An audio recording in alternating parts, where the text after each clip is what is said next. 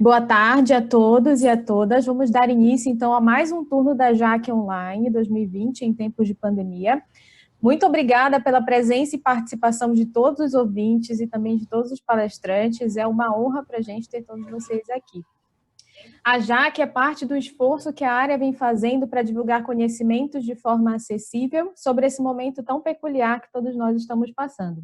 Gostaria de agradecer muito a comissão organizadora, que vem trabalhando arduamente para que esse evento aconteça, e também a todas as nossas instituições parceiras, a ABPMC, Paradigma, Crescer Coworking de Psicologia, Evolúcio Capacitação Profissional, Imedne Publicações, Instituto Brasiliense de Análise do Comportamento, Instituto Contínuo, Instituto Walden-Ford, Ninho Atividades de Psicologia e Atitude Cursos. Na tarde de hoje, nós vamos ter 3 grandes mulheres falando sobre assuntos super importantes de serem discutidos e debatidos nesse período de pandemia, que é impactos nas relações familiares. Então, nós vamos ter 3 palestras que vão falar sobre aspectos diferentes de relações familiares e como que elas podem ser impactadas por esse período da pandemia. E para dar início a esse eixo, nós temos a honra de apresentar a vocês a Marcela Hortolã, que vai falar sobre relações entre isolamento social e violências contra as mulheres. A Marcela é psicóloga com 8 anos de experiência em psicologia da aviação, investigação de acidentes aeronáuticos, controle de tráfego aéreo, gerenciamento de risco e psicologia de emergência. Foi coordenadora do projeto ABPMC Comunidade da Associação Brasileira de Psicologia e Medicina Comportamental. Foi conselheira da ABPMC em 2 gestões. Fundadora e integrante do coletivo Marias Amélias de Mulheres Analistas do Comportamento. E atualmente é psicóloga da Defensoria Pública do Paraná. Marcela, você está por aí? Olá, tudo bom? Olá, tudo bom? Então eu passo a palavra para você. Muito obrigada por estar aqui com a gente. Eu que agradeço pelas palavras generosas. Então eu passo a palavra para você brilhar agora. Obrigada. Gente, muito obrigada pelo convite. Muito bom estar falando para vocês. Eu acho sempre muito moderno a gente fazer coisas online. Eu tinha feito uns slides. Será que eu consigo compartilhar? Você consegue compartilhar aí no share screen. Compartilhar tela. Então, vamos lá. Aqui. Ótimo. Já está aparecendo. Sim. Então, eu tinha decidido que eu não ia fazer slide, depois, né, obviamente, de última hora resolvi fazer, e aí é isso. A gente sempre rola esse estressezinho. Mas, enfim. Deixa eu ver se eu consigo só ampliar ele aqui.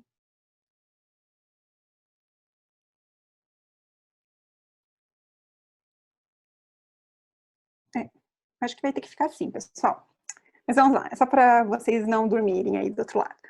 Bom, eu vou falar um pouquinho sobre as relações entre isolamento social e violência contra as mulheres, né, na pandemia e nesse contexto de pandemia, principalmente. Então, a primeira coisa que eu gostaria que vocês entendessem, quando eu vi o título depois, sabe, quando você pensa sobre o título, estava organizando aqui o roteiro para falar e tal, e aí eu falei, nossa, as pessoas vão achar que eu sou contra o isolamento social, porque eu estou falando, né, que vou falar aqui sobre violência contra as mulheres. Não é isso, sou super a favor de isolamento social, fique em casa, estou julgando quem está na rua e não está, né, fazendo alguma coisa aí importante, trabalhando, enfim, quem está indo aí aglomerando. Então, fique em casa, quem puder, né, porque a gente está num contexto já que poucas pessoas podem ficar em casa, mas, enfim, evitem ao máximo aglomerações, então, só para deixar claro a minha posição no começo, tá bem? Então, assim, o que a gente vai fazer? Eu sei que tá todo mundo meio cansado já de falar de pandemias, né, é um assunto que deu uma esgotada já, porque a gente falou muito, teve muita live sobre isso, tiveram muitas coisas que aconteceram durante esse período, e ao mesmo tempo parece que passou tão rápido, né, o tempo ele ganhou uma outra forma nesse meio tempo, então eu sei que as pessoas estão um pouco cansadas disso, cansadas sobretudo de ficar na frente da tela, de ouvir gente falar, né, elas querem trocar, querem conversar, mas agora o que a gente tem, por enquanto, falar um pouco sobre isso, porque afinal de contas a gente precisa falar sobre o que a gente está vivendo e entender melhor esse contexto. Bom, então, quando a gente fala sobre o que eu quero com essa palestra com vocês, deixa eu mostrar aqui. Então, eu quero que no final da palestra vocês sejam capazes de identificar as relações entre isolamento social, violência doméstica, que vocês consigam descrever o que é violência doméstica, né, ter uma ideia aí do que é exatamente, do que a gente está falando, que fenômeno é esse, e identificar as possibilidades de atuação que são possíveis nesse momento, ou em todos os momentos quando a gente trata com um caso de violência doméstica em que isolamento social é um fator importante, tá bom? Então, eu vou começar com formas de violência doméstica. Por que eu vou começar por isso? Quando eu preparei a apresentação, e aí eu pensei em fazer esse slide depois, assim, eu falei, bom, não sei se eu vou chover no molhado, mas a gente sabe que nem todo mundo tem acesso às informações como deveria, né? Então, eu mesma não tive nada disso, por exemplo, na faculdade. Fui conhecer muito, muito depois. Então, é importante que a gente tenha contato com isso de alguma forma, porque depois, quando você vai estar na clínica, para você identificar o que está acontecendo, às vezes é mais difícil, né? Às vezes, chega alguém machucado, é meio óbvio que está acontecendo alguma coisa ali. Mas violência psicológica já nem sempre é tão óbvia, tá? Então, vamos lá. Quais são os tipos de violência? Então, a Lei Maria da Penha, que foi promulgada em 2006, já tem 14 anos, ela indica 5 formas de violência. E a violência física é só uma delas. Então, a violência física, né, quando é usado força para ferir, para machucar, enfim. Aí a violência, então, e as outras 4 formas de violência são a violência psicológica, que às vezes pra gente, que é da psicologia, é um pouquinho mais óbvio, aquilo que a gente fala um pouquinho mais, né, que é quando existe alguma forma de rejeição, de respeito, humilhação, intimidação. Tem a violência, que ela é sexual, que é quando se obriga a pessoa a presenciar ou participar de atos de natureza sexual sem o seu consentimento ou através de ameaça ou violência. Isso é importante. A violência sexual, ela não é só o estupro, né? Ela pode ser, inclusive, por exemplo, fazer com que uma pessoa veja, por exemplo, um ato sexual mediante coação. Então, assim, não é tão simples, sabe? Às vezes as violências, elas são um pouco mais, não digo sutis, porque é uma violência, mas elas não são tão explícitas, às vezes não são tão óbvias. Tem a violência moral, que é quando são feitas acusações, xingamentos. Então, essa é uma forma de violência que ela é muito comum e a gente nem sempre leva em conta. É claro que nem tudo, às vezes, precisa ser judicializado, enfim, né? Mas um xingamento, por exemplo, que é feito de forma recorrente, acusações que são feitas de formas recorrentes, já podem ser consideradas violências morais previstas em lei. Então, assim, já é passível de uma medida judicial, por exemplo, se for o caso. E a violência patrimonial, então, quando a destruição ou danos de pertences da casa ou da mulher. Então, por exemplo, o cara ficou muito brabo, sabe? E aí quebrou um prato. Jogou o celular, né, no chão, deu um soco no armário. Isso pode ser considerado violência patrimonial. Normalmente, ela é um caso em que, primeiro, já é usado como, né, uma forma de vingança, mas ela também pode ser usada como coação. Então, assim, olha, não, quebrei o prato para não bater em você, né? Ai, dei um soco no armário para não bater em você. Obviamente, né, não é assim que a gente lida com os nossos sentimentos, não é assim que a gente lida com as coisas ao nosso redor, mas ela é uma forma de violência e a gente precisa ficar atento a isso. Então, às vezes, ela não é tão óbvia. Às vezes o cara não vai falar que bateu no armário para não lidar com ela, mas pode falar, olha, veja o que você me fez fazer. Né? De alguma forma, isso vai entrando. Então, assim, existem tipos de violência que são tipificadas em lei, contudo, normalmente elas acontecem de alguma forma em paralelo. Elas acontecem juntas. Normalmente, inclusive, no mesmo relacionamento, podem acontecer várias delas.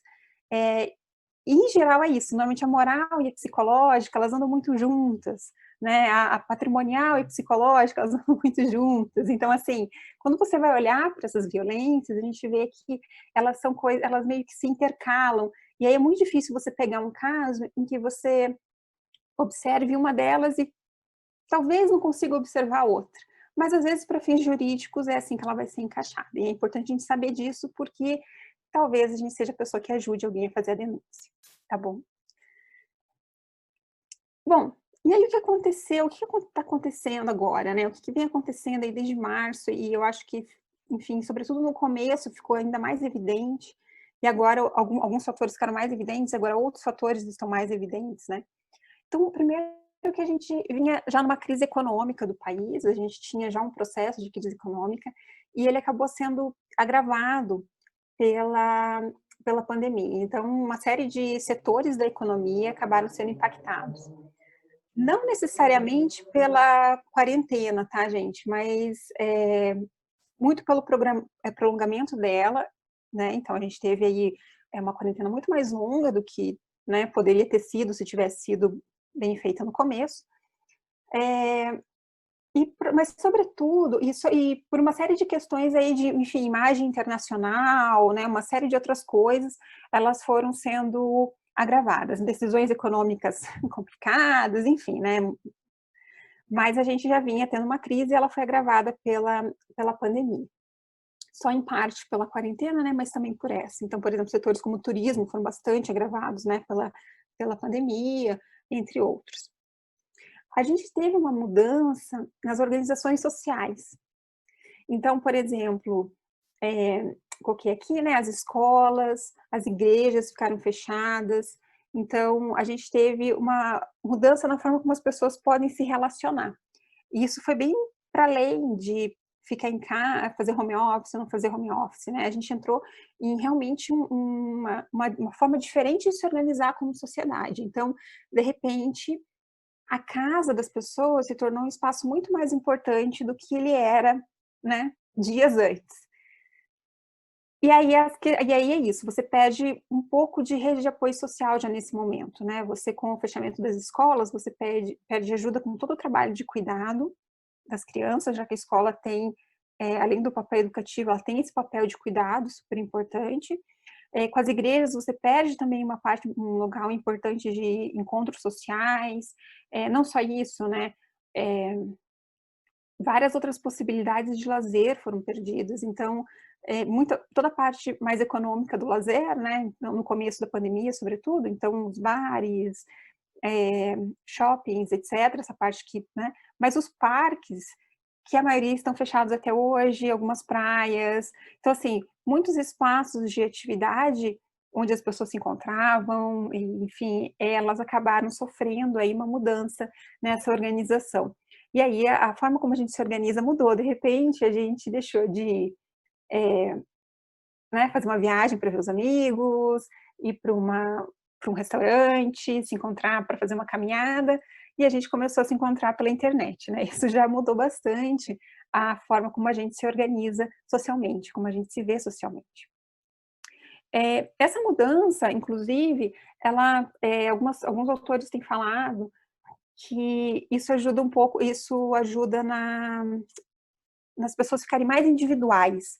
Então, assim, a gente perde um pouco o senso de coletividade. Como a gente fica muito em casa e a gente tem, né, pouco disso, a gente perde um pouco o senso de coletividade. E isso também fica mais forte quando a gente vê um outro ponto que eu coloquei aqui, que é o medo da contaminação pela doença. Então, a gente tem medo de que outro possa contaminar a gente, e aí, com isso, a gente acaba ficando mais recluso.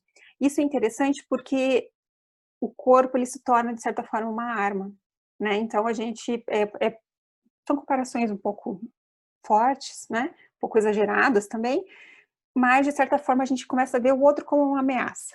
Então, isso obviamente diminui um pouco o nosso senso de coletividade.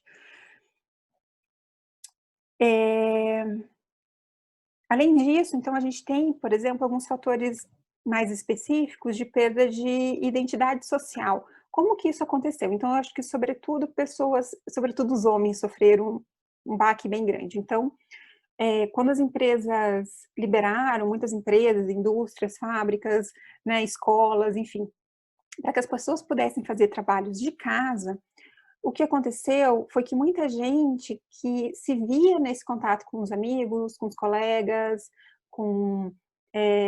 se via nesse contato com as pessoas que né, que as pessoas gostam, enfim, com toda a sua rede de apoio social, foi para casa e ficou isolado.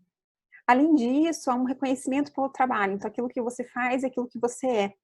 E aí, quando você vai para casa, mesmo que você não tenha necessariamente perdido emprego, mas você não, às vezes não está trabalhando, então assim, muita gente foi para casa e continuou trabalhando. Mas muita gente foi para casa e não pôde continuar trabalhando. Quem trabalhava numa indústria, por exemplo, né, não tinha como fazer, nem sempre como fazer em casa alguma coisa. E com isso você tem uma perda da identidade grande, né? Então você sai de um ambiente onde você tem um reconhecimento social e você vai para o ambiente doméstico, onde você tem pouco protagonismo. Então você até tem, enfim, não é que você não tome decisões, mas muitas vezes os trabalhos feitos em casa não são aqueles que você faz, né? A gente sabe que tem uma divisão do trabalho doméstico na nossa sociedade, em que o trabalho doméstico ele é função das mulheres. Estou falando de forma bem simplista, tá? A gente tem toda uma discussão no trabalho de cuidado, mas em geral, né, quem faz o trabalho doméstico são as mulheres e o homem ou não faz ou ajuda, né? Então, lavei uma loucinha e tal. E aí você vai para casa, quando você fica muito tempo em casa e você não tem uma função social, e aí tem uma outra pessoa em casa que tem essa função social, porque quem organiza os trabalhos, quem, né, organiza as crianças, quem fala que precisa fazer tal coisa, ainda que você faça alguma coisa, a pessoa vai ficar falando, tem que lavar louça, né, tem que não sei o quê, tarará. Tem uma perda da identidade. Isso é importante, porque isso é um fator que pode acabar somando aos fatores de risco da pandemia. A gente tem, além disso, uma incerteza de futuro. Então, muita gente que ficou em casa ficou com medo de perder o emprego, ficou com medo de... Eu consigo? Agora sim. Ficou com medo de perder o emprego, ficou com medo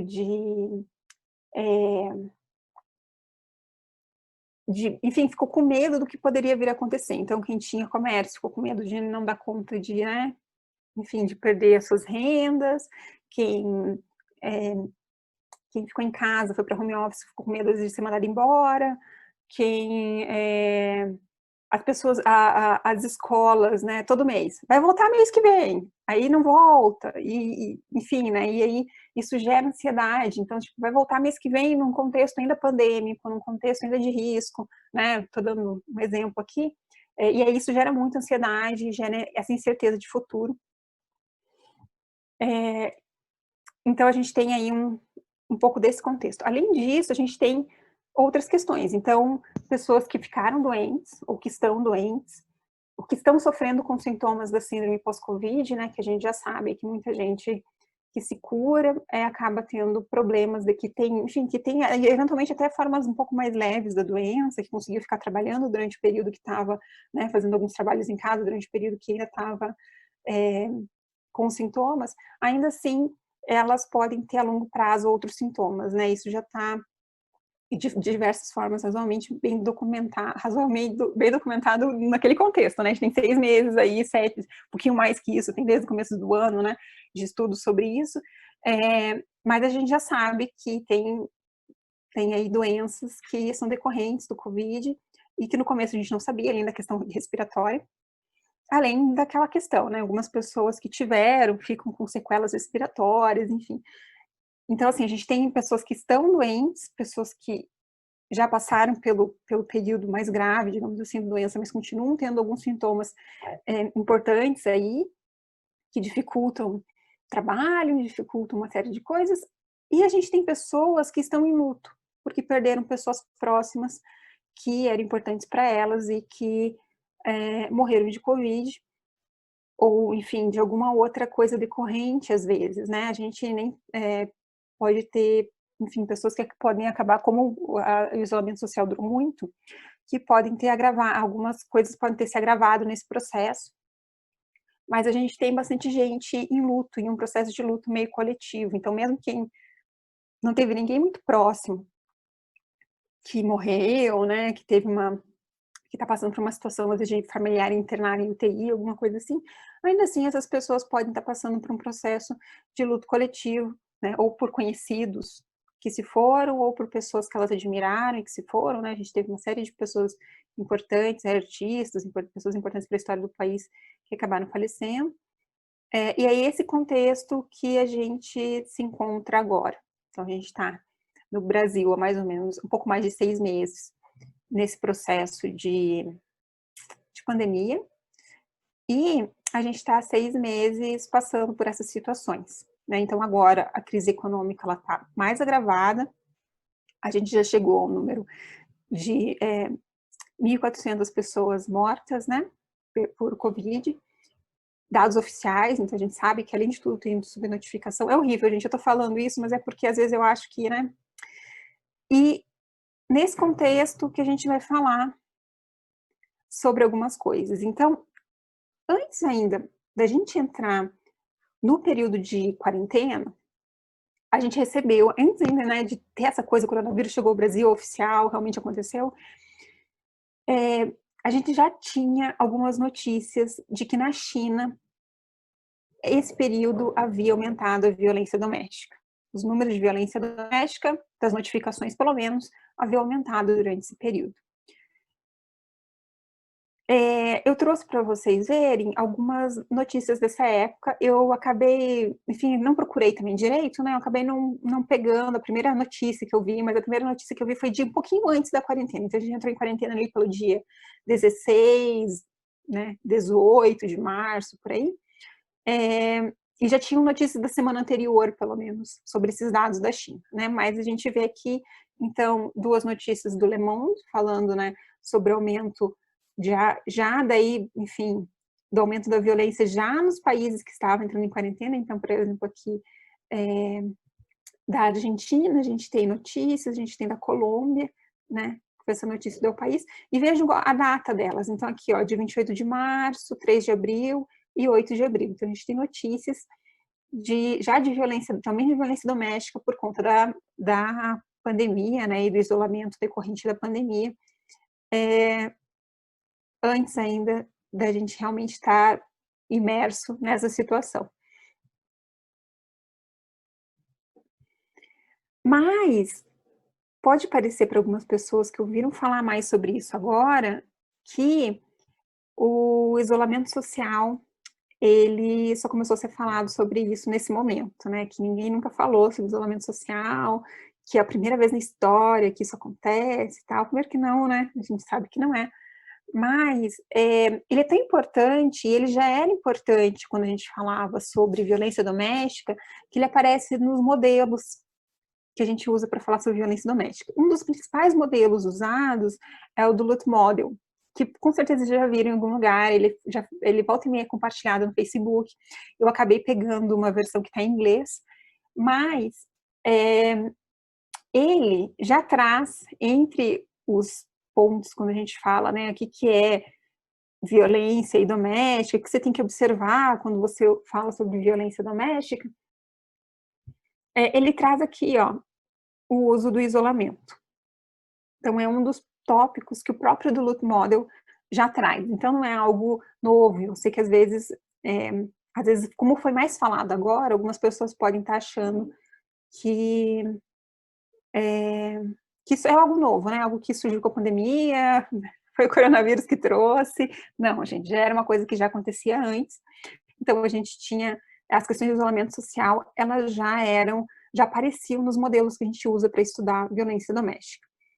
Por que isolamento social é importante? Então, aqui o Duluth Model vai trazer, né? Porque quando tem isolamento, é mais fácil de você controlar a outra pessoa, o que ela vê, o que ela faz, o que ela lê, onde ela vai. Então, assim, quando a gente... enfim, e ainda pode, né, falar assim, mas é que eu fico, de certa forma, com ciúme quando você sai, quando você faz alguma coisa. Isso, inclusive, é interessante porque, enfim, depois eu vou comentar alguns estudos sobre importância da rede social e violência doméstica, e eles vão falar que, e normalmente, né, tem correlação entre redes sociais, redes de apoio melhores e redes de apoio,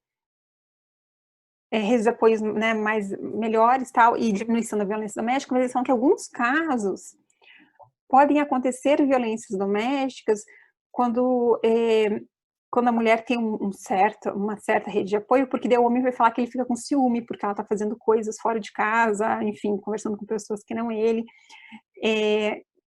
o que, obviamente, né, é um discurso abusivo já. Então, mas eles falam que algumas sociedades às vezes que não veem rede de apoio muito bem, né, que veem mulheres se relacionando com outras pessoas além da sua família, isso pode ser um dos fatores que podem acabar fazendo com que elas fiquem mais vulneráveis à violência doméstica. Mas vamos falar bem a verdade, né, isso é só mais uma das estratégias de controle, na verdade, em geral, as redes de apoio social, elas são positivas para as mulheres, eu já vou mostrar isso. Bom, aqui só para vocês saberem, né, o que tem aqui os tópicos. Então, os tópicos do luxo móvel, então ele vai falar, continuando aqui na rodinha, né, então, sobre, por exemplo, minimizar o que a mulher faz, culpar ela por alguma coisa ruim que foi feita, usar crianças, então, se você fizer tal coisa, eu levo seus filhos embora, ou eu vou bater nas crianças, né, essas coisas que às vezes são usadas para fazer com que a mulher se mantenha naquela condição de violência. Eles usam o privilégio masculino, então muita coisa que os homens falam é muito levada em conta, porque eles têm esse privilégio, eles podem falar que a mulher é louca, e aí as pessoas vão acreditar nele, tem uma série de questões que podem ser usadas para manter isso. O abuso de uso de recursos econômicos, então, né, pode não deixar fazer com que ela não acesse algum recurso econômico, usar o dinheiro dela para coisas dele, enfim, né, essas coisas que acontecem às vezes em relacionamentos abusivos. Usar de coerção e usar intimidação. Formas completas de você analisar, ver se tem um relacionamento abusivo, né, se aquela pessoa, se o seu paciente está num relacionamento abusivo. É muito ruim falar assim, gente, eu queria ter uns feedbacks, né, de vocês, porque eu acho que eu tô meio acelerada, mas tudo bem. Isolamento social, então vamos lá. Quando a gente fala de isolamento social e violência doméstica, o que a gente pode olhar, o que a gente pode ver? Quando a gente começou a ter essa pandemia, né, e como eu mostrei aqui para vocês, os dados lá de que, né, as reportagens falando que tinha violência doméstica, correlação entre o isolamento social e a violência doméstica, houveram duas leituras do aumento da violência doméstica no isolamento social. Então, a primeira foi um dos movimentos, primeira que eu vou, né, não necessariamente nessa ordem, mas os movimentos feministas, órgãos públicos, algumas ONGs, que são voltadas para o combate à violência contra a mulher, elas buscaram estratégias para combater essa violência. Então, a partir do momento que isso aconteceu, muitos órgãos acabaram disponibilizando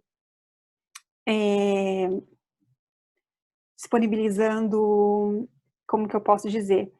Desculpa, canais específicos para tratar a pandemia, inclusive, por que eu me perdi? Porque a gente fez, no Juntos, a BPMC, a gente fez um levantamento, na verdade, foi a Laís Nicolidilli, ela fez um levantamento de órgãos públicos e, enfim, cada estado que estão oferecendo serviços específicos nesse período. Então, se vocês entrarem lá no Juntos e procurarem lá por esse tipo de informação, se digitarem na internet, Juntos a BPMC e Violência Doméstica, vocês provavelmente vão achar esse post. Então, assim, muitos órgãos fizeram isso, inclusive no órgão que eu trabalho, a gente disponibilizou um canal no Telegram para que as pessoas entrassem em contato, tal. Então, assim, bem legal, bem moderno, para realmente facilitar esse contato, não precisa ser feito por telefone, por exemplo, a pessoa poder fazer de uma forma mais né, mais quietinha, sem chamar tanta atenção, talvez. E a gente teve o governo federal que se usou dessa questão, usando a violência como um ponto negativo da quarentena, né? Então, houve uma tentativa de sequestro de pauta, e falando que o isolamento social aumentava a violência doméstica, e por isso as pessoas deviam sair para a rua e morrerem de coronavírus, né? Basicamente isso, é como se só houvessem essas duas possibilidades, né? Ou você fica em casa sofrendo violência doméstica, ou você, né, volta a trabalhar e aí você morre de coronavírus. Gente, eu tô exagerando, né? Mas é que é difícil, esse assunto que olha, dá vontade de... É terrível. 6 meses de quarentena, né, gente? Acho que tá todo mundo meio assim já. Então vamos lá. Já existem, como eu havia já comentado com vocês, pesquisas, e tem uma série de pesquisas relacionando mesmo. Desde a pesquisa mais antiga que eu achei foi de 91. Então, assim, eu achei, né, eu dei uma olhadinha, né, também não fiz uma pesquisa sistemática sobre isso, mas, então, assim, já tem um bom tempo que os autores vêm falando sobre o quanto o isolamento doméstico, né, isolamento social, aumenta aí o índice de violência. E isso bem antes da pandemia, né, como vocês podem ver. E pesquisa realizada entre mulheres que imigraram para se casar, como que foram feitas algumas dessas pesquisas? Então, uma delas, que eu que eu estudei com mais afinco, eles pegaram e pesquisaram, fizeram uma pesquisa lá na China, então em Hong Kong, e fizeram pesquisas para ver qual que era a diferença, né, de isolamento social, diferença enfim, de violência doméstica entre uma população de mulheres que tivessem imigrado para se casar, então saíam do lugar delas, do país delas, normalmente elas iam da China, iam para Hong Kong para se casar, e de mulheres que haviam se casado com pessoas, né, na sua própria cidade, na sua própria região. E aí eles observaram que isso, gente, não é culpa das mulheres que migraram, né? Enfim, é um sistema social que permite isso, tá? E aí eles observaram que as mulheres que migraram, elas sofriam muito mais violência doméstica do que as mulheres que eram casadas localmente. Nessa pesquisa, eles falam que, obviamente, tem questões econômicas que atravessam essa questão, algumas outras questões também. Contudo, é bastante visível a importância da falta de rede de apoio social no quanto a violência ela incide sobre as mulheres. E aí essa pesquisa, eles vão apontar, eles levantam várias hipóteses e conseguem verificar algumas, outras ficam mais ou menos verificadas, mas uma coisa que eles percebem é a importância da rede de apoio social para as mulheres, então como um fator protetivo, então de diminuição dessa violência, então, né, porque a gente não quer que a mulher sofra violência e depois sair de casa, a gente prefere, inclusive, que ela não sofra violência de forma alguma, né, e se ela precisar sair de casa, que seja por outros motivos, porque o relacionamento não está legal, porque, né, enfim, falta de qualidade, não necessariamente por não porque ela está sofrendo violência. Mas também como uma forma de sair de uma relação violenta. Então, obviamente, quando você tem rede de apoio social, você consegue ter muito mais acesso a serviços públicos, a pessoas que te levem, encaminham e ajudam você a distinguir como lidar com as legislações específicas daquilo e tudo mais, que dão suporte, lugar para você ficar, que, enfim, que apoiam sua decisão, que tomam cuidado, né, que ajudam a cuidar das crianças se você precisa sair de casa, que podem te dar ajuda financeira, podem te dar suporte emocional, e tudo isso é importante também para a mulher, né, poder sair de casa. Eles também fizeram todas as perguntas que eles faziam para as mulheres, eles faziam também, de certa forma, para os homens. Assim, todas as hipóteses que eles levantavam uma hipótese para as mulheres e uma hipótese para saber como isso poderia impactar os homens. E eles perceberam que a rede social, e a rede social a gente não está falando de Facebook, não, estou falando de rede de apoio social, tá? Estou falando do Twitter, do TikTok, estou falando da rede de apoio social. Como forma do homem também ser menos agressivo. Então, eles entenderam que se o homem tem uma rede social onde ele ele sente que ele pode conversar, que ele pode se abrir, pode ser uma das formas dele ser menos agressivo, dele ter menos incidência de violência doméstica. Contudo, quando a gente fala, né, de violência, nunca é muito simples. Alguns homens que tinham boas redes de apoio social também tinham comportamentos violentos, mas aí foi percebido que era o quanto essas redes sociais incentivavam os comportamentos violentos. É óbvio que a gente mora numa sociedade patriarcal. Os comportamentos violentos dos homens, a gente já sabe, né? Eles são incentivados em diversos contextos, o tempo todo. Então, assim, não é porque a pessoa, nossa, anda com más companhias necessariamente, né? A gente sabe que isso é a sociedade, a cultura pop, tudo isso passa uma mensagem, né, de diversas formas, em diversos níveis de violência contra a mulher. né, as igrejas, os discursos todos são muito voltados para isso. Mas algumas pessoas especialmente têm isso, né, tem essas redes de suporte. Então, por exemplo, a gente sabe, né, já tem pesquisa sobre isso também, a professora Valesca Zanello, da UNB, fez uma pesquisa recente sobre isso, inclusive, mostrando quanto os grupos de WhatsApp que os homens frequentam são complicados. Então, muito compartilhamento de pornografia, de nudes que não foram, né, de nudes do tipo revenge porn, né, nudes da namorada que não foram autorizados a estarem ali, eles compartilham. Compartilhamento de coisas muito agressivas, falas muito agressivas, né? Muitos desses grupos não deixam o homem sair, então vamos supor, se ele sai e as pessoas percebem, colocam ele de novo, e aí, enfim, se ele não fica lá, ele acaba sofrendo algumas outras retaliações. Tudo isso são questões muito delicadas, assim, né?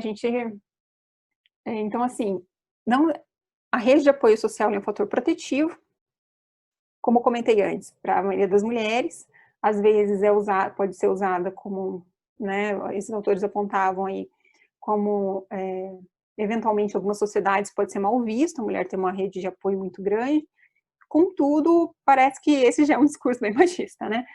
E no caso dos homens, então, pode ser um fator protetivo, quando ele tem uma rede de apoio social bacana, que é suportiva, que, né, enfim, que pune, de certa forma, comportamentos de violência contra a mulher, mas quando a sua rede de apoio social incentiva comportamentos violentos, isso não é legal, isso aumenta o índice de violência. Então, vamos lá. Quando eu fiz um trabalho junto com o professor Bernard Gehring, né, eu acho que alguns de vocês já devem ter visto,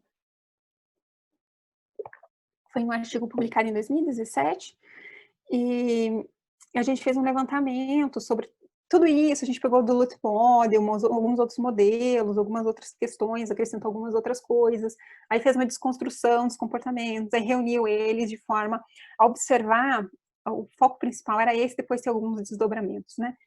O que mantinha o comportamento dos homens de serem violentos?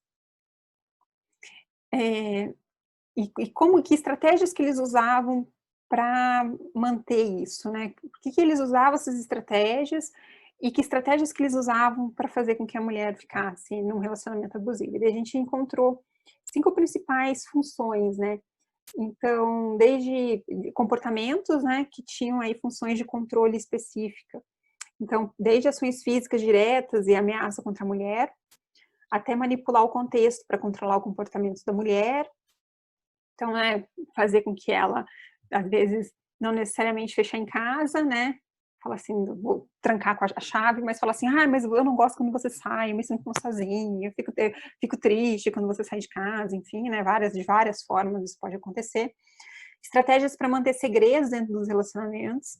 Então, se você contar para alguém que eu te bati, você vai ver, depois eu te mato, depois eu tiro as crianças, ninguém vai acreditar em você, né? Então, de certa forma, para manter com que... Ou, por exemplo, se você falar para alguém que eu peguei o dinheiro, você vai ver, eu saio de casa, eu te abandono, ninguém mais vai te querer, enfim, né? Tem várias formas de você fazer isso.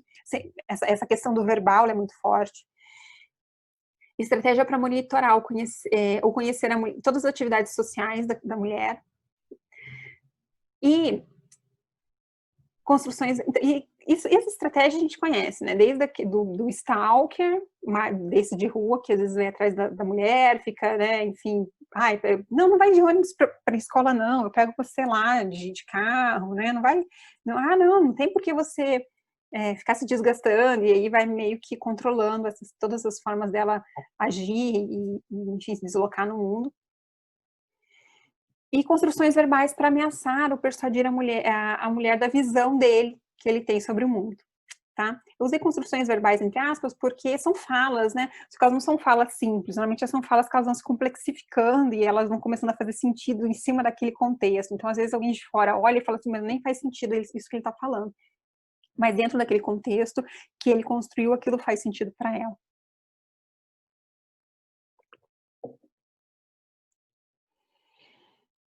pelo menos 3 dessas estratégias que eu mostrei ali, elas são muito facilitadas, muito, muito, muito pelo contexto de isolamento social, né? Então, manipular o contexto e para controlar o comportamento da mulher fica muito mais fácil quando os dois estão em casa o tempo todo.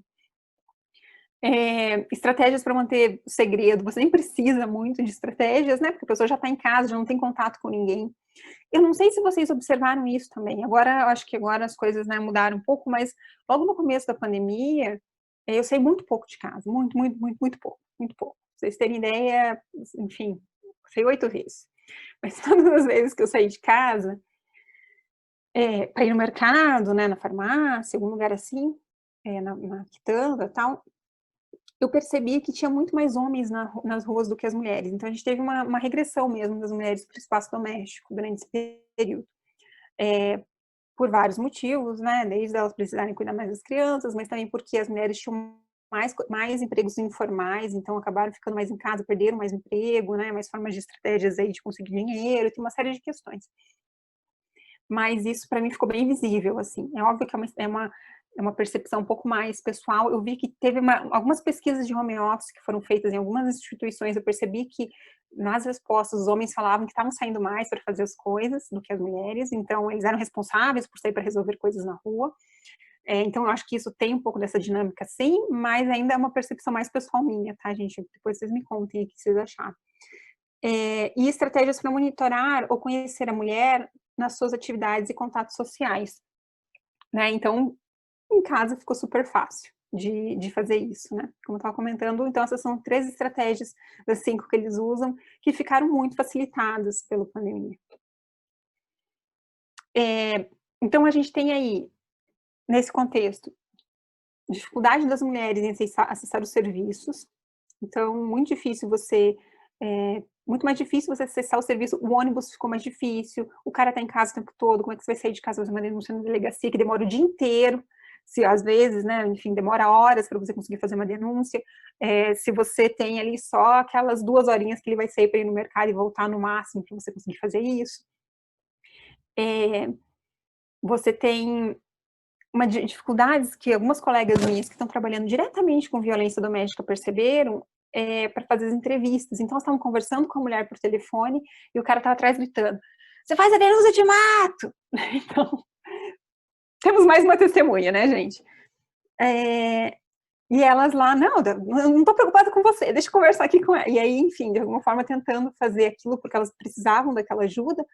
Mas olha a dificuldade que isso se tornou, né? Antes era super raro, normalmente você conseguia fazer as entrevistas numa salinha fechada ali, né, num ambiente específico, e de repente você está tendo que fazer por telefone, o que pode ser feito também em outras situações, mas uma situação em que a pessoa está do lado, que é muito difícil você esconder que você não está fazendo uma ligação. E, por outro lado, tiveram pontos positivos também, então, como eu comentei antes, houveram várias iniciativas que foram voltadas para o atendimento dessas mulheres que estão numa situação de violência. Bom, e aí você está lá em terapia, e o que você pode fazer com essa mulher, né, que está em situação de violência doméstica, está em isolamento social, né, está, enfim, em quarentena aí, não em isolamento social, mas em distanciamento social, né, enfim, tem menos acesso a pessoas, à rua, às vezes está vários meses sem ver a sua família, não pode ver os amigos, né.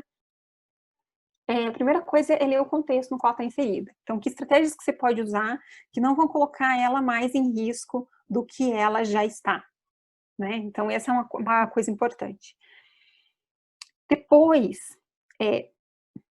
isso é importantíssimo, gente, é fazer a pergunta: essa mulher, ela está em risco de vida? Ela estando você verificando que ela está sofrendo alguma coisa e algum risco de vida, é importante que você veja o que você vai fazer. A gente tem uma tendência como psicólogo a ser muito paciente, né? Porque a gente realmente precisa dar espaço para os nossos clientes aprenderem, repensarem, errarem, né? Mas no caso da violência doméstica, de algumas outras violências, a gente tem que pensar que a gente está lidando com uma pessoa que pode vir a falecer nessa situação, sofreu uma lesão aí irrecuperável, eventualmente, se ficar muito tempo numa situação de estresse psicológico muito forte, ela pode ter problemas muito grandes depois, né? A gente tem que pensar em tudo isso. Então, uma das coisas que a gente precisa fazer é, se a pessoa está muito em risco e não tem como pedir ajuda, você que vai ter que questionar as autoridades, tá? O CRP já tem notas sobre isso, né? Ele é meio escorregadio, a gente sabe como é, mas ele apoia, né, esse tipo de ação. Então, uma situação em que a quebra de sigilo, não é considerada uma quebra de sigilo, é considerada, né, uma valorização aí da vida, uma proteção à vida. A outra coisa é aplicar um plano de contingência. Então, desde a década de 90, a APA recomenda que, em caso de violência, seja negociado com a mulher um plano de contingência. Então, ela está nessa casa, ela não tem muito como sair, ela pode ter estratégias dela diminuir a probabilidade dela falecer, a probabilidade dela conseguir aumentar, a probabilidade dela conseguir pedir ajuda. Então, desde quem que ela pode pedir ajuda, como ela pode pedir ajuda, que coisas que podem ser usadas em casa para fazer mal para ela. Então, né, precisa esconder armas, esconder facas, né, enfim, conversar com ela sobre isso. Enfim, tem uma série de coisas que podem ser feitas nesse sentido. Então, desde assim, tipo, é horrível, gente, dá um negócio no coração, sabe? Mas é importante a gente saber o que tem e discutir com as nossas clientes se elas tiverem risco de vida sobre isso. Desde, enfim, como deixar o carro estacionado melhor para poder sair mais rápido de casa, se for o caso, treinar crianças para fazerem uma ligação de emergência, se for o caso, se for apanhar, que lugares que é melhor, sabe? Enfim, né, como talvez procurar rotas de sair fuga de casa, né, locais onde você consiga sair, quais são as rotas que você, os locais da onde você consegue sair correndo, por exemplo, em caso de risco. Então, tudo isso pode se discutir com a sua cliente, se você perceber que ela tem risco de vida e que ela não pode sair de casa, por algum motivo.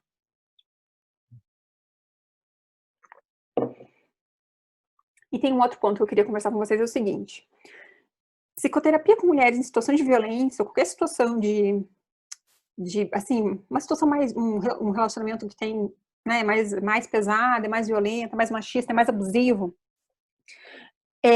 com certeza a psicoterapia vai incomodar os parceiros. Se não estiver incomodando, e assim, você já tiver algum tempo com essa pessoa, provavelmente você não está fazendo o melhor para ela, tá? Por isso, é importante a gente ter cuidado como a gente vai fazer. Então, por exemplo, você vai conversar com uma mulher em uma situação de violência, é importante que você fale para ela, por exemplo, você pode falar, olha, eu vou trabalhar com você algumas coisas, mas com ele você vai ter que manter X ou X aparências até a gente conseguir sair dessa situação, por exemplo. Né? Senão, vou trabalhar aqui ela ser mais assertiva, né? E aí a mulher tá ali correndo risco de vida e você tá falando que ela tem que falar mesmo, né? E aí é difícil, né? Porque ela tem que falar algumas... Então, assim, você precisa combinar com ela muito certinho como que isso vai ser feito. E explicar para ela que terapia, às vezes, pode né, trazer questões para a relação. Eu tô falando só em casos mais violentos, tá, gente? Em casos mais complicados mesmo, mas, assim, é muito comum que o cara fale, vai fazer terapia porque você é louca, né? Aí a mulher vai lá fazer terapia, porque o cara fica falando pra ela que ela é louca, e aí ele quer usar aquilo. Então, ela faz terapia, obviamente ela é louca, né? Vocês conhecem já essas construções verbais, né? Esses raciocínios lógicos aí complexos. E aí quando ela começa a incomodar em casa, rapidinho ela começa a incomodar, né? Porque ela começa a ficar mais assertiva, já não quer mais fazer tudo que ele faz, não sei o quê. Aí ele fala que aquela psicóloga tá influenciando você de forma ruim, que né, você não vai mais deixar você fazer, que ela quer que você separe, olhe, vai separar dele, um homem tão bom, tão maravilhoso, né? Então, assim, tomem cuidado, é preciso fazer terapia, é preciso falar para as mulheres o que está acontecendo, mas é preciso também trabalhar tudo que for necessário, então habilidades sociais, incentivar ela, né, enfim, a ter autonomia, a ter, né, enfim, às vezes, né, conseguir o trabalho melhor, conseguir fazer, né, não ter uma conta conjunta, por exemplo, né, mas é preciso que tudo isso seja muito conversado com ela, porque senão pode, de alguma forma, reverter contra vocês, tá bem? Mas não deixem de fazer. É mais importante salvar uma vida do que, enfim, se preocupar com algumas dessas questões, tá? Deixa eu ver aqui se eu tenho tempo. Meio que não tenho, né? Porque era para as perguntas, mas rapidinho. A gente precisa olhar também para os homens, né? Então, a gente precisa mudar o contexto no qual os homens estão inseridos. De certa forma, a gente precisa de contextos sociais que sejam menos machistas, menos complicados. A gente precisa incentivar os homens a se interessarem, participarem dos trabalhos de cuidado. Então, não adianta a gente discutir feminismo da porta para fora, sabe? A gente precisa que algumas dessas questões de trabalho de cuidado, elas vão para dentro de casa. Não adianta você falar, nossa, super desconstruído, né? Sei lá. Usa aqui uma camiseta, feminismo, né? The future is female, não sei o quê, e aí dentro de casa não lava cueca, né? Ou então quando cozinha no final de semana e daí quer 30 parabéns, e olha como eu sou um homem bom, né? Então a gente precisa tornar esse trabalho de cuidado mais natural.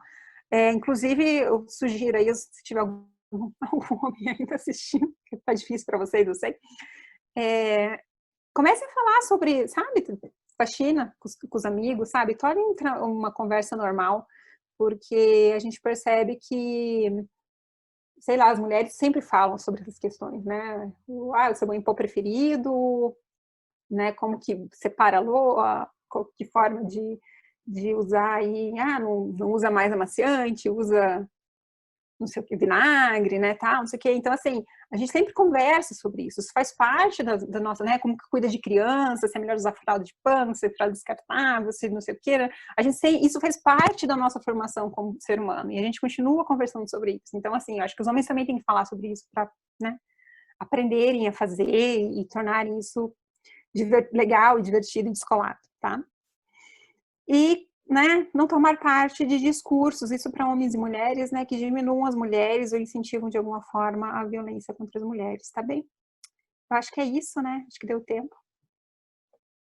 Obrigada. Se alguém precisar mandar um e-mail, eu fiz os slides bem rapidinho, acabei não tomando cuidado de botar todas as referências, mas se vocês quiserem, vocês mandam um e-mail que eu mando. Obrigada. Deixa eu... Marcela, que linda a sua palestra. Obrigada aí pelas suas contribuições, parabéns. Muito legal de escutar isso, acho que é um assunto muito importante, não só para nós que somos profissionais de saúde mental e eventualmente vamos ter contato com algum caso do tipo, mas também que muitas mulheres possam ter acesso a essas informações para que elas consigam se conscientizar e identificar muitas vezes a situação de risco que elas podem estar passando, né, a gravidade dessas situações e que possam se motivar também em algum nível a tomar alguma atitude em relação a isso, né? Então, sim, muito legal. E nós estamos aqui com o Kenji, que vai nos dizer se temos alguma pergunta para a Marcela aí no YouTube. Oi, Sara. Oi, Marcela. Boa tarde para todo mundo. Tudo bom, Kenji? Tudo bom, Marcela? Parabéns pela palestra. Eu estou monitorando o YouTube aqui. Muitos comentários elogiosos para ti, né? A Denise falando que nunca cansa de ouvir essa mulher. Ai, que fofa. Obrigada. Né? O André Luiz falando que chamou a minha atenção algumas campanhas interessantes e discretas para as mulheres terem acesso aos canais. O link dentro do aplicativo da Magazine Luiza, por exemplo.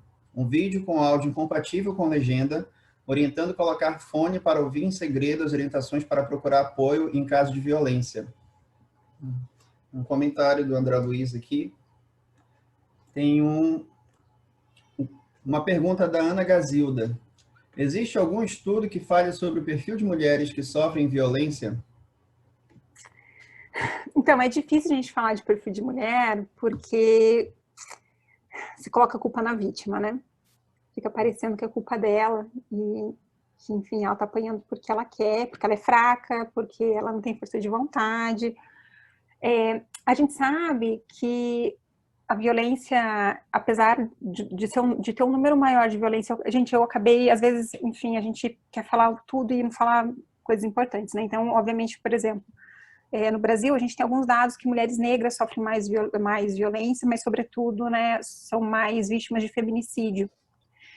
Mas, apesar de a gente ter, obviamente, que mulheres, em geral, mais em situações de pobreza maior, né, nas regiões de menos acesso a serviços, e mulheres negras serem a população que nos índices aí que mais sofrem, a gente sabe que a violência doméstica não é uma exclusividade de nenhuma classe social. Então, mulheres, assim, muito importantes, inclusive com trabalhos importantes, promotoras de justiça, juízes, sofrem violência doméstica, tá?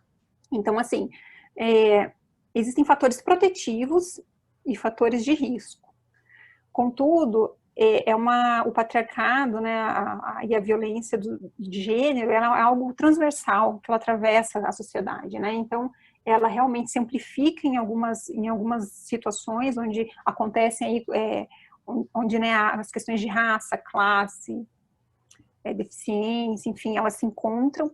Contudo, elas, mesmo mulheres às vezes bem instruídas, com bons salários, serviços bons, né, enfim, que tem aí na superfície às vezes uma vida que de certa forma é invejável, elas podem estar sofrendo violência doméstica, né? Alguns de vocês devem ter amigas, assim, que são pessoas bem legais, tal, inclusive amigos também, que são pessoas super legais, gentis, simpáticas e que praticam violência doméstica, né? Então, a gente pode encontrar, assim, deixa eu falar em forma geral, então, essa pergunta. A Ana, né, que fez. Uhum. Não existe perfil, existem questões que aumentam a vulnerabilidade. Então, situações que aumentam a vulnerabilidade. Daí a gente vai analisar a partir disso.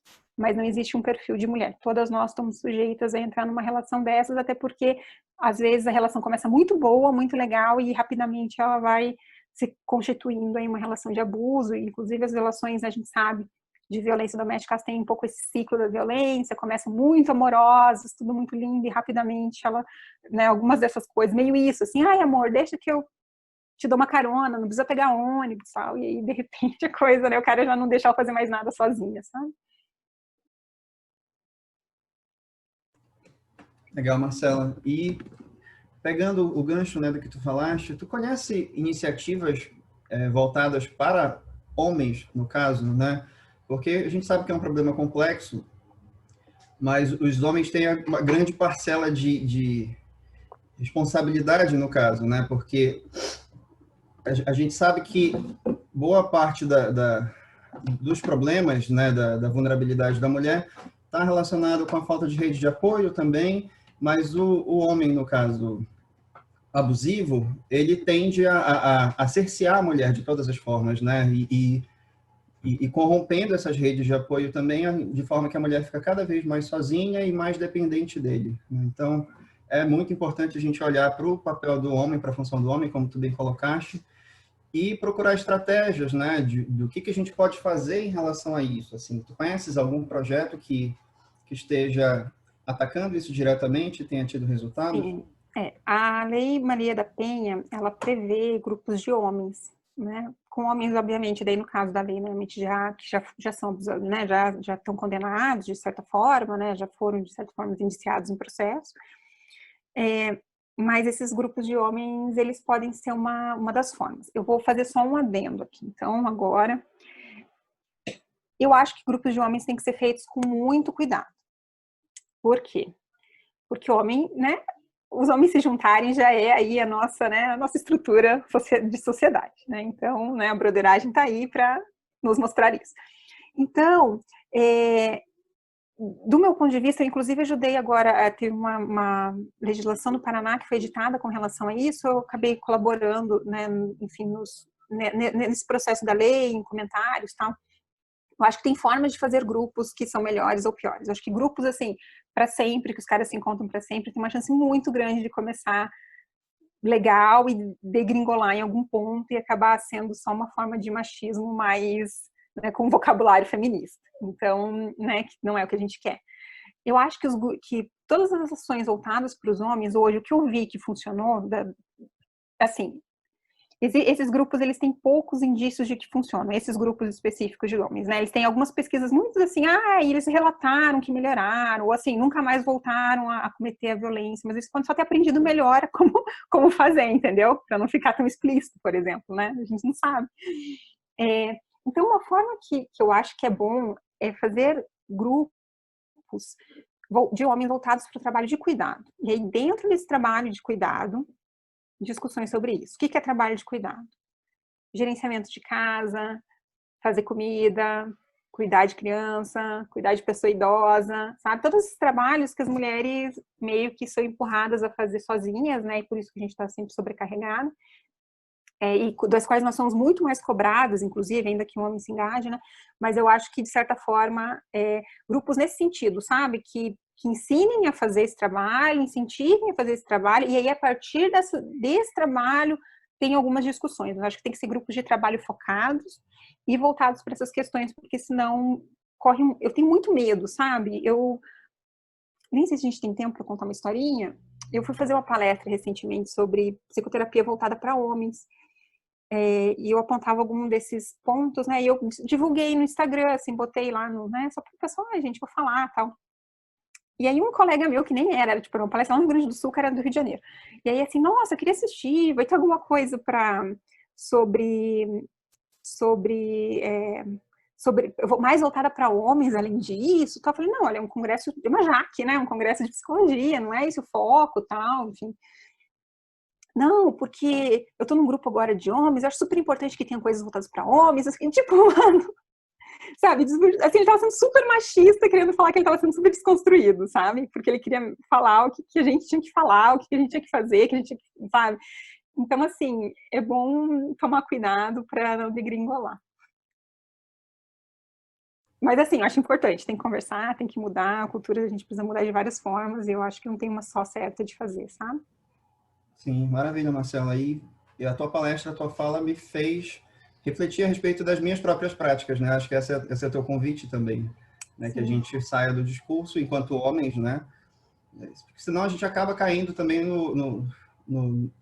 nessa pecha do homem feminista, né? Se a gente só fala e na prática faz de outra forma, é completamente incompatível. Que bom, fico feliz.